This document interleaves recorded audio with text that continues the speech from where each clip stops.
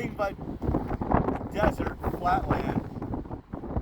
I spent the day not driving and not hiking because, well, because it was too sunny out, you think? Or because my van's almost 10 feet high and driving on the freeway would have meant that this wind would be hitting the passenger side of my van. Nothing sounds safe about that. Hopefully it mellows out tomorrow.